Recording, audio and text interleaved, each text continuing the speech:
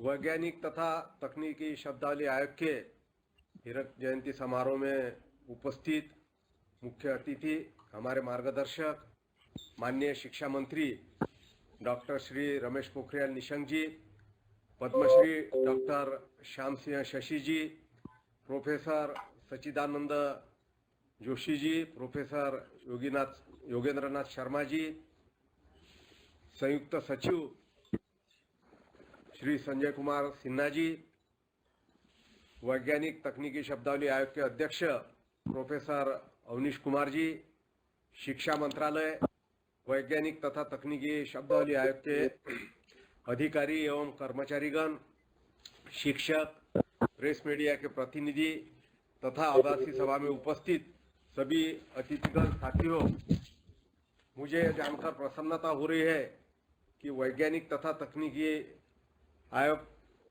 का आज 60वां स्थापना दिवस, जिसे हम हीरक जयंती वर्ष के रूप में मना रहे हैं, हम पिछले 6 दशकों से जो कार्य कर रहे हैं,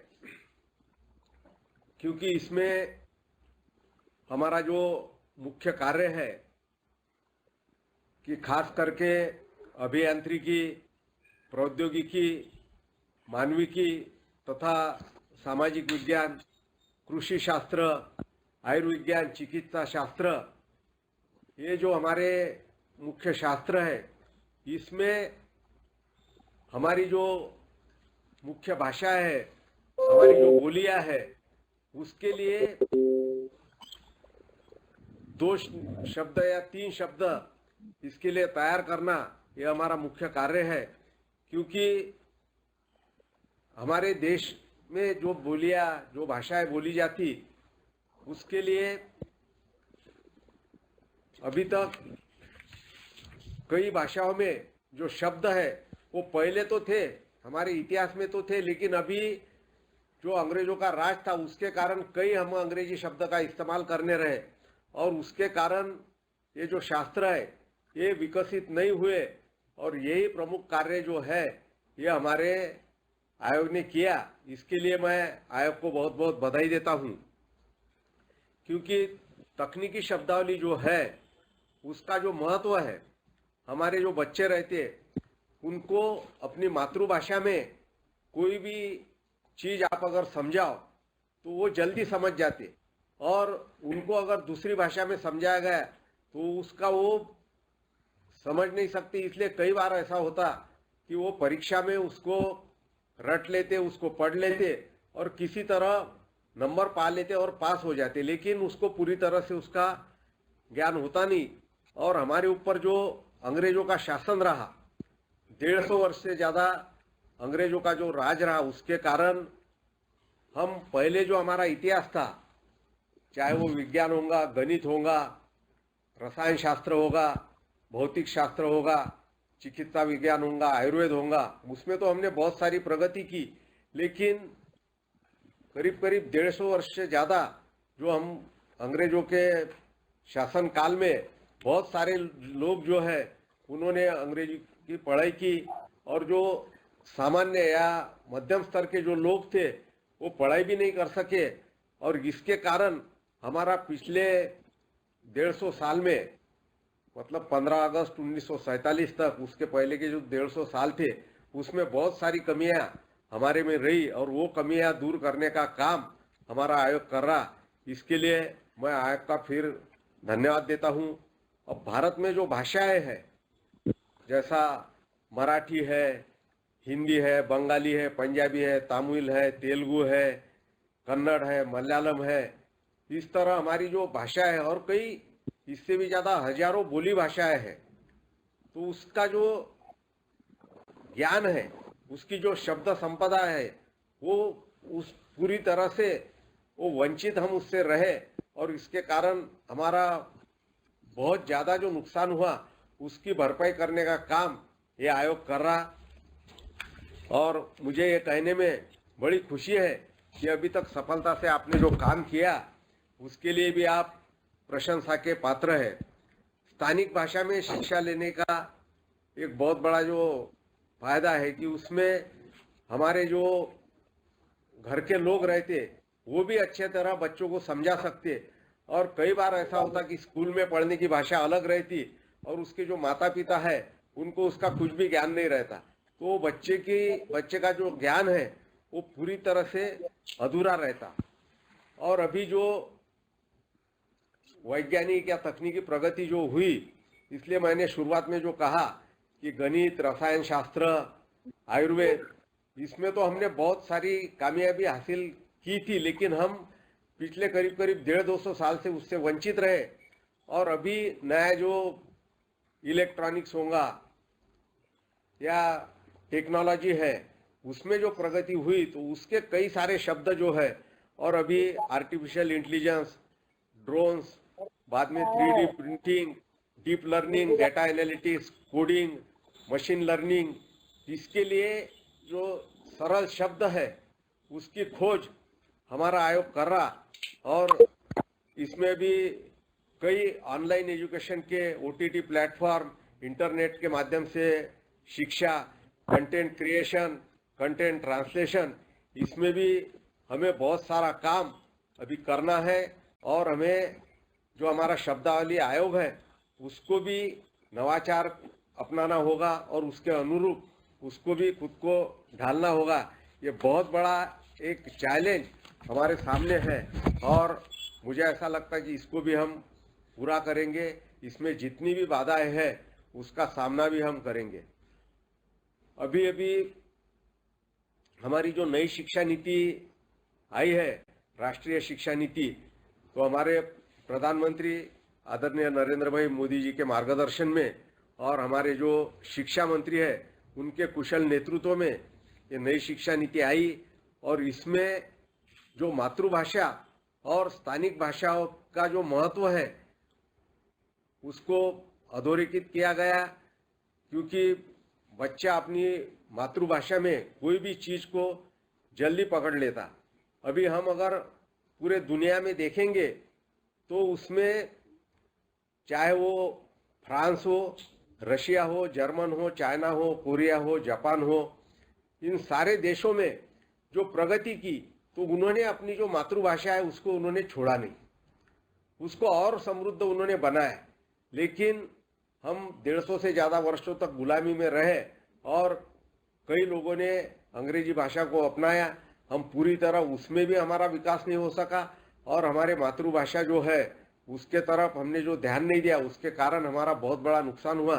तो ये नई राष्ट्रीय शिक्षा नीति में जो मातृभाषा का और बोली भाषा का जो रीजनल लैंग्वेजेस का जो महत्व दिया हुआ है, तो उसके कारण हमारा काम और बढ़ गया। और इसमें जो institute of translation and interpretation जो है उसकी स्थापना होगी। और मुझे ऐसा लगता कि हमारा जो आयोग है वो आयोग और institute of translation and interpretation, इसमें कोई कंपटीशन नहीं होगा, ये एक दूसरे को पूरक है। मुझे ऐसा लगता है कि दोनों मिला के बहुत अच्छा काम हम कर सकते हैं और इसमें भी हम उनके साथ में उनका हाथ हाथ में लेकर निश्चित ही अभी तक जो हमारी प्रगति हो रही थी उससे दुगुना प्रगति हमारी होंगी, इसका मुझे पूरा विश्वास है।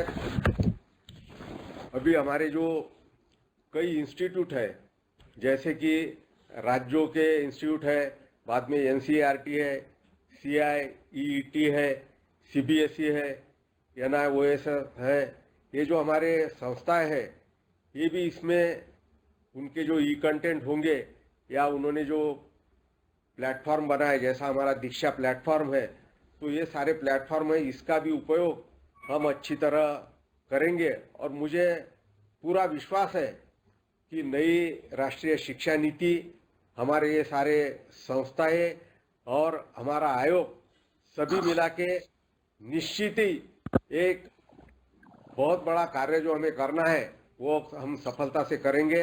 मैं इसके लिए आपको शुभकामनाएं देता हूं और निश्चित ही हमारे प्रधानमंत्री नरेंद्र भाई मोदी जी और हमारे शिक्षा मंत्री, इनके आशीर्वाद से, इनके मार्गदर्शन में, इनके नेतृत्व में हम हमारे कार्य में सफल होंगे। फिर एक बार आप सभी को शुभकामनाएं, बधाई, धन्यवाद, जय हिंद, नमस्कार। नमस्कार। आदरणीय माननीय शिक्षा राज्य मंत्री जी, मैं आपके प्रति बहुत आभार व्यक्त करता हूँ, कृतज्ञता व्यक्त करता हूँ कि आपने अपने व्यस्तम समय से समय निकालकर हम सभी का मार्गदर्शन किया अपने आशीर्वचनों से। मैं आपके प्रति बहुत आभार और धन्यवाद देता हूँ।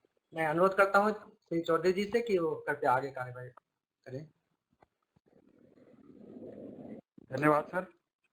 आयोग के हीरक जयंती कार्यक्रम में हम सभी के बीच मुख्य अतिथि के रूप में माननीय शिक्षा मंत्री भारत सरकार श्री रमेश चंद्र पोखरियाल निशंक जी पधारे हैं। मैं माननीय मुख्य अतिथि शिक्षा मंत्री सरकार के आशीर्वचन हेतु हम उन्हें इस वर्चुअल प्लेटफॉर्म पर सादर आमंत्रित करते हैं। माननीय के संबोधन से पूर्व मैं आप उनके जीवन का संक्षिप्त परिचय वाचन करना चाहता हूं। किसको छोड़ देते हैं? जी सर।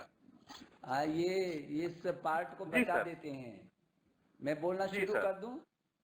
सबका परिचय जितने लोग हैं सभी को मालूम है, तो शुरू कर दूं मैं। आप तो मेरे आज वैज्ञानिक और तकनीकी शब्दावली आयोग की हीरक जयंती इस समारोह में मेरे बहुत अनन्य सहयोगी और मेरे साथ मंत्रालय में मेरे कंधे से कंधा मिला करके जिन्होंने पिछले 1.25 साल में रात और दिन एक किया है और जो विनम्रता और प्रखरता की प्रतिमूर्ति हैं, ऐसे मेरे सहयोगी हमारे मंत्री आदरणीय श्री संजय धोत्रे जी। हमारे इस कार्यक्रम में मैं देख रहा हूं कि प्रोफेसर सच्चिदानंद जोशी जी की दाढ़ी भी विराजमान है। उनका हंसमुख चेहरा हमको प्रेरित करता रहता है। इधर से मैं देख रहा हूं कि हमारे जो शशि हैं, श्याम सिंह शशि जी, हमारी तो प्रेरणा है ये। इनको पिछले 30 साल से मैं जैसा का तैसा देख रहा हूं और कब रिटायर हुए होंगे मालूम नहीं है हिंदी महानिदेशालय से। आज से 30 साल पहले पद्मश्री, 30-40 साल पहले पद्मश्री से विभूषित होने वाले हमारे आदरणीय श्याम सिंह शशि जी, जो हमारा बहुत गौरव बढ़ाते हैं। और आज मैं देख रहा हूं कि हमारे गुरुजी आज सुबह में 5:30 बजे सुबह जब टेलीफोन किया तो हमने कहा कि गुरुजी की तबीयत ठीक नहीं थी और फिर भी आज वो जुड़े देख रहा हूं मैं। हमारे सबके बहुत ही आदरणीय और प्रेरक आदरणीय गुरुजी योगेंद्र नाथ शर्मा अरुण जी, जिनका विविध क्षेत्रों में अपना योगदान है और जो इस आयु में भी बिल्कुल युवा की तरह 24 घंटे में से 18 घंटा काम करते हैं। और ये अभी हमारे कुलपति जी हमारे मेरे नाम राशि पांडे जी, रमेशन पांडे जी, ये कह रहे थे कि लॉकडाउन में जब गुरुजी उधर से आए और इनके यहाँ तो 2 किताबों का सृजन जो है मोबाइल पर इन्होंने किया था। तो हमारे इन्होंने मुझे बताया कि मुझे तो गुरुजी की भी अद्भुत क्षमता दिखती है। और हमारे श्याम सिंह शशि जी, ये 2 लोग हमारे सामने बहुत ऐसे लोग हैं जिनसे मिलकर के वैसे हमको बहुत प्रेरणा मिलती है। कुलपति और हिंदी का निदेशालय का जो काम देख रहे हैं डॉक्टर रमेशन पांडे जी, और शब्दावली आयोग के अध्यक्ष और जिन्होंने बहुत मेहनत की है और बहुत काम इस बीच किया है, प्रोफेसर अवनीश शर्मा जी, जिन्होंने अपने ढंग से इस आयोग को बढ़ाने का काम किया। और सभी आयोग के अधिकारीगण, सभी कर्मचारीगण हिंदी के विभिन्न विधाओं और क्षेत्रों से जुड़े और भारत की सभी भाषाओं से जुड़े हमारे सभी विद्वज्जन जो आज हमारे साथ जुड़े हैं, इस हीरक जयंती के उल्लास के अवसर पर हम सब लोग आज यहाँ पर एकत्रित हुए हैं। और आज उसका लोगों का भी लोकार्पण हुआ है और बहुत सारे ग्रंथों का भी लोगों को लोकार्पित हुआ है। मुझे लगता है कि ये संस्थान यदि देखा जाए तो देश की आज़ादी के बाद जिन महत्वपूर्ण कामों की जिम्मेदारी राष्ट्र की नींव रखने में की गई होगी, उनमें ये आयोग नंबर 1 का रहा होगा, क्योंकि इसको जो काम सौंपा गया इस आयोग को, वो काम भाषा का सौंपा गया, तकनीकी शब्दावली का सौंपा गया।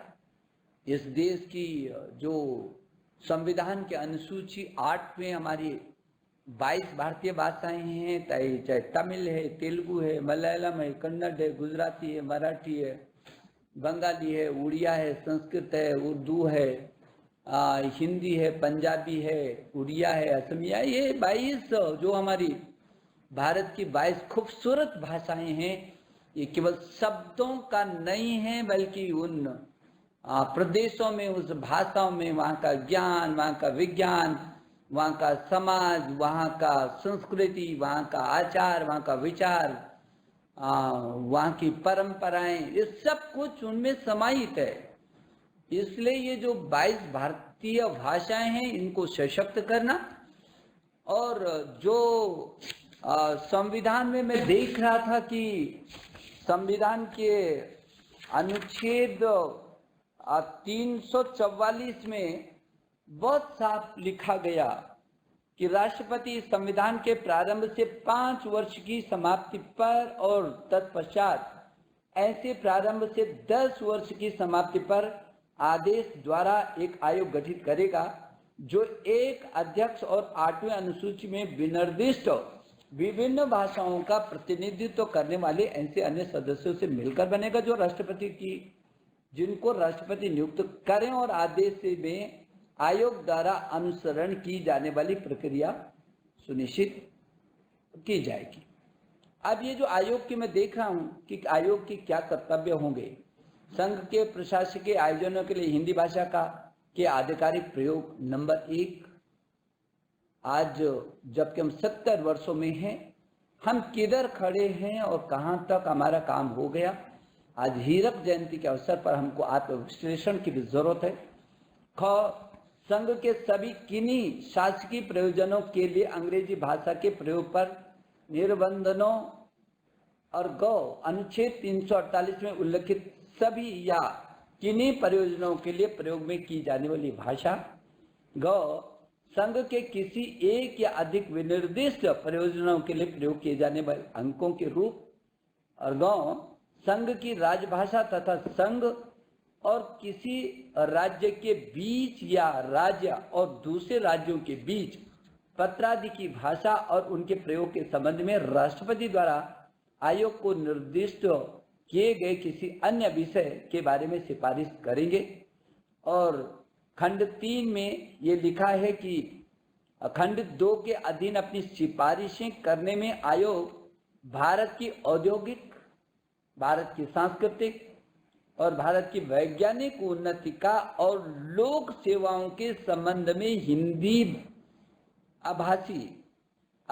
अहिंदी भाषी क्षेत्रों के व्यक्तियों के न्याय संगत दावों और हितों का सम्यक ध्यान रखेंगे। और इसके बाद ही इसी में एक और समिति के गठन की बात की गई, जो लोकसभा और राज्यसभा के सदस्यों को मिलकर के होगी, और आयोग की जो सिफारिशें होंगी वो आयोग की सिफारिशें वो संसद की समिति राष्ट्रपति जी के सामने रखेंगी और राष्ट्रपति जी उसका निदान करेंगे, उस पर आदेश करेंगे। मैंने संदर्भ बस इस बात को इसलिए कहा है क्योंकि 2022 में हम देश की आजादी के 75 वर्ष मनाने जा रहे हैं। किसी भी देश की कोई ना कोई अपनी पहचान ऐसी होती है जिसकी ताकत के बल पर वो दुनिया में छाता है, और क्योंकि आजादी से पहले संविधान में इन अनुच्छेदों का उल्लेख करके हमको कुछ जिम्मेदारियां सौंपी हैं। मुझे भरोसा है कि आयोग इस दिशा में काम कर रहा होगा। आयोग ने अभी भी इन 60 वर्षों की अपनी यात्रा में बहुत सारे काम किए होंगे। मैं अभी देख रहा था कि 9 लाख आयोग ने अब तक 9 लाख से अधिक वैज्ञानिक तथा तकनीकी की क्षेत्र से संबंधित अंग्रेजी शब्दों के लिए हिंदी एवं भारतीय भाषा में शब्दावली का विकास किया है। मुझे लगता है कि 9 लाख शब्दों का विकास ये पूरी दुनिया के लिए एक उदाहरण हो सकता है। किसी भी भाषा में, किसी भी देश के अंदर 9 लाख शब्दों का संचय ये साधारण बात नहीं है, और इसलिए इस बात के लिए मैं आयोग को मैं बधाई देना चाहता हूं। और 15,000 से भी अधिक विश्वविद्यालय स्तरीय वैज्ञानिक और तकनीकी पुस्तकों का प्रकाशन भी किया है। मैं अभी देख रहा हूं कि आप अपने बहुत सारे जो काम हैं उनको भी कर रहे हैं। अभी आपने इसमें विज्ञान इंजीनियरिंग, जैसे हमारे माननीय मंत्री जी अभी चर्चा कर रहे थे कि विज्ञान इंजीनियरिंग, कृषि, सामाजिक विज्ञान, मानविकी, आयुर्वेद इत्यादि सभी क्षेत्रों में आप उनके शिक्षकों के लिए, वैज्ञानिक शोधकर्ताओं के लिए, अधिकारियों के लिए, प्रशासनिक तंत्र के लिए आप इन शब्दों का व्याख्यान कर रहे हैं, उनको उनकी शब्द संपदा बढ़ाने का काम कर रहे हैं। जरूरत है। और जैसे कि अभी आप प्रचार प्रसार की दृष्टि से भी गोष्ठियां कर रहे हैं, सम्मेलन कर रहे हैं, परिवाद कर रहे हैं। मुझे लगता है कि अब इस समय अवसर आ गया, देश इस समय करवट बदल रहा है, राष्ट्रीय भाव जगा है लोगों में। मैं किसी पर दोष नहीं देता, लेकिन देश की गुलामी ने जो मन मस्तिष्क को, थपेड़ों को खा खा करके लोग अभी उन थपेड़ों से उनको निकालना है, उस जो चौखट के अंदर है उसे बाहर निकालने के लिए कम नहीं बहुत ताकत चाहिए। जो मानस सैकड़ों वर्षों तक खड़ा, जिस रूप में लॉर्ड मैकाले ने कहा था कि यदि हिंदुस्तान पर राज करना है तो उसकी शिक्षा और संस्कृति को पहले बदलना होगा, तब जाकर के हिंदुस्तान जैसे देश पर राज किया जा सकता है। और उन्होंने किया, उन्होंने करना ही था। मैं उन पर क्या दोष दूं? मुझे तो उन पर ज्यादा दोष आता है जो आज समझने के बाद भी तैयार नहीं हो पा रहे, जो समझने के बाद भी अपने को पहचान करके ताकत के साथ उसको आगे बढ़ाने की गतिशीलता में बाधक बन रहे हैं। और इसलिए मैं ये समझता हूं कि ये ऐसे अवसर हैं जिस पर मनन और चिंतन होना चाहिए। ताकत के साथ एक दिशा, एक रास्ता तय होना चाहिए, और उस रास्ते में ताकत के साथ गतिशीलता पूर्वक आगे बढ़ने का हौसला भी चाहिए। नरेंद्र मोदी जी की अगुवाई में ये देश पूरी दुनिया में बहुत तेजी से उभर रहा है, पूरी दुनिया में अपनी साख बना रहा है। ये तो भारत की जड़ों पर खड़े होकर ज्ञान, विज्ञान और अनुसंधान के क्षेत्र में हम किसी भी क्षेत्र में अब पीछे नहीं हैं। ये जो थोड़ा सा खाई है, जब लोगों को लगता है कि हिंदी बहुत जटिल है, संस्कृत तो बिल्कुल जटिल है, भारत की भाषाएं बहुत जटिल हैं, और तब उनका तर्क होता है कि अंग्रेजी बहुत सरल है। हमने कभी अंग्रेजी भाषा का या किसी भाषा का विरोध नहीं किया है, लेकिन हमको ताकत के साथ कहना पड़ेगा कि हिंदुस्तान की अपनी भाषा, उसकी पहचान है। हिंदुस्तान की पहचान उसकी अपनी भाषा से होगी। अभी जब नई शिक्षा नीति की अभी माननीय मंत्री जी जब चर्चा कर रहे थे और जब भाषा की बात आई थी कि हमने मातृभाषा में शुरुआती दौर में हमने मातृभाषा में शुरू किया है अपनी प्रारंभिक जो शिक्षा है, और हम अचानक लाई हैं, ऐसा नहीं है। हम अचानक इस बात को लाई हैं। अभी मैं संविधान को देख रहा था, सुबह पढ़ रहा था। संविधान ने उस समय उस समय हमको ये कहा है कि ये अपनी मातृभाषा में हमको करना है। संविधान के 350 का जो क है, जब 350 में प्रत्येक व्यक्ति किसी व्यथा के निवारण के लिए संघ या राज्य की किसी आधिकारिक प्राधिकारी को यथास्थिति संघ में या राज्य में प्रयोग होने वाली किसी भाषा में अभ्यावेदन देने का हकदार होगा। वो अपनी भाषा में कहीं से भी उसको कोई रोक नहीं सकता है।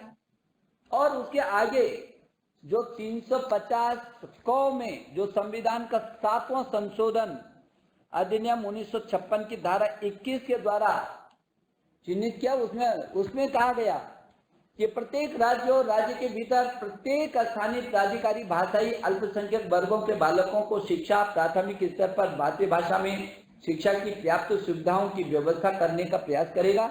और राष्ट्रपति किसी भी राज्य को ऐसा निर्देश दे सकेगा जो वह ऐसी सुविधाओं का उपबंध सुनिश्चित कराने के लिए आवश्यक या उचित समझता है। प्रारंभिक स्तर पर मातृभाषा में ही शिक्षा देने का ये आज नहीं, ये भी 1956 में संशोधन ये मेरे संविधान में आया। और अभी जो यूनेस्को ने जिस बात की चिंता की, उसने भी वैज्ञानिक विश्लेषणों के बाद ये कहा है कि बच्चे का जो मानसिक विकास है, क्योंकि 3 वर्ष से और 6 वर्ष तक का बच्चा सर्वाधिक मस्तिष्क का विकास होता है, और उस समय वो जिस लाइन को लेता है, जैसे पकड़ करके आगे बढ़ता है, वही उसकी ग्रोथ उसको बढ़ता है। और इसलिए यूनेस्को ने भी इस बात की चिंता की कि मातृभाषा में ही प्रारंभिक शिक्षा होनी चाहिए। मेरे कुछ मित्रों ने, हालांकि आप बोल नहीं रहे, वो बीच में मैं देख रहा था कि मीडिया में कहा हम ग्लोबल पर जाना चाहते हैं, हम अंतरराष्ट्रीय स्तर पर जाना चाहते हैं, अंग्रेजी को कैसे छोड़ देंगे हम, अंग्रेजी हमको अंतरराष्ट्रीय फलक पर ले जाएगा। आपको अंतरराष्ट्रीय फलक पर अंग्रेजी ले जाएगा? आप अंग्रेजी विकास ही आपका विकास होगा, ऐसे तथ्य और तर्क दिए जा रहे हैं इस देश के अंदर। हमने अंग्रेजी का विरोध कब किया है? पहली बात तो ये, अंग्रेजी एक भाषा है, भाषा के रूप में तो आप उसको पढ़िए, लेकिन मैं उनसे ये पूछता हूं कि जिन देशों ने अपनी शिक्षा को अपनी मातृभाषा में किया है, वो क्या आपसे पीछे हैं? क्या ये अमेरिका ये आपसे पीछे है? ये जापान आपसे पीछे है? ये Germany, China, America, England, France, रूस, Korea, South Africa, Poland, Finland, Ireland, Israel, कितने देशों का नाम लूं मैं जो दुनिया के शीर्षतम देश हैं, वो प्रमुख देशों ने अपनी मातृभाषा में पढ़ाई की है, उन्होंने दूसरी भाषाओं में नहीं की। इजराइल ने अपनी भाषा में, हमारे बाद इजराइल आजाद हुआ और उसने अपनी मातृभाषा में, क्या आज इजराइल किसी से पीछे? ये जापान अपनी मातृभाषा में प्रारंभिक से लेकर के उच्च शिक्षा और तकनीकी शिक्षा को देता है, क्या ये जापान किसी से पीछे? कैसे तथ्यों को, तर्कों को दिया जाता है? ऐसे तथ्य और तर्क दिए जाते हैं जो हिंदुस्तान के स्वाभिमान और सम्मान के खिलाफ होता है और विकास के खिलाफ होता है। और इसलिए मैं ये समझता हूं, ये शब्दावली और वैज्ञानिक शब्दावली आयोग के लोगों का ज्यादा जिम्मेदारी हो गई है वर्तमान परिस्थितियों में, कि वो कैसे करके सहज भाषा और शब्दों का प्रयोग कर सकें। और हमारे संविधान ने तो आपको इजाजत दी, क्योंकि अभी भी जब मैं विधेयक और उनको पढ़ता हूं तो कई बार हम ही लोग सिर पकड़ जाते हैं, ऐसे ऐसे शब्दों का प्रयोग, इसलिए अपनी भाषाओं से दूर हो रहे हैं लोग। ये काम भी वैज्ञानिक भाषा, तकनीकी शब्दावली का है अभी ये, और इसके लिए हमको छूट है। हमको जो 351 जो संविधान है उसमें साफ है कि संघ का यह कर्तव्य होगा कि वह हिंदी भाषा का प्रसार बढ़ाए, उसका विकास करें, जिससे वह भारत की सामरिक संस्कृति के सभी तत्वों की अभिव्यक्ति का माध्यम बन सके और उसकी प्रवृत्ति में हस्तक्षेप किए बिना हिंदुस्तानी में और 8वीं अनुसूची में विनिर्दिष्ट भारत की अन्य भाषाओं में, चाहे तमिल है, तेलुगु है, मलयालम है, कन्नड़ है, गुजराती है, मराठी है, बंगाली है, उड़िया है, संस्कृत है, उर्दू है, पंजाबी जितने भी असमिया हैं, इन भाषाओं से जो 8वीं अनुसूची में भारत की जो भाषाएं हैं उनमें प्रयुक्त रूप, शैली और पदों को आत्मसात करते हुए और जहां आवश्यक हो या वांछनीय हो वहां उसके शब्द भंडार के लिए मुख्यतः संस्कृत से और गौणतः अन्य भाषाओं से शब्द ग्रहण करते हुए उसकी समृद्धि सुनिश्चित की जाए। यदि ये संविधान हमको इतनी इजाजत दे रहा है कि कोई भी भाषा यदि आपको लगता है कि उस शब्द को तो कठिन शब्द की जरूरत नहीं है, आप जो भी सहज और सरल शब्द है उस भाषा में उसको तकनीकी भाषा के अंदर आना चाहिए, वैज्ञानिक भाषा के अंदर आना चाहिए। मुझे भरोसा है कि जिस तरीके से आप पत्र पत्रिकाओं का आप प्रकाशन कर रहे हैं, आप विज्ञान गरिमा सिंधु निकाल रहे हैं, आप विज्ञान और प्रौद्योगिकी विषयों पर त्रैमासिक पत्रिका ज्ञान गरिमा सिंधु निकालते हैं और सामाजिक क्षेत्र में भी आप एक और विज्ञान गरिमा सिंधु है और दूसरा में ज्ञान गरिमा सिंधु है। इन दोनों शोध पत्रिकाओं को आप निकाल दें। इसका व्याप, क्योंकि इस देश 130 करोड़ लोगों का देश है, इस 130 करोड़ लोगों के देश में 1000 से तो अधिक विश्वविद्यालय हैं, 45,000 से अधिक डिग्री कॉलेज हैं, 15 लाख से अधिक यहाँ स्कूल हैं और 33 करोड़ से अधिक छात्र छात्राएं हैं। इसलिए इसकी व्यापकता को देखकर उसकी गतिशीलता, विविधता बढ़ानी पड़ेगी हमको।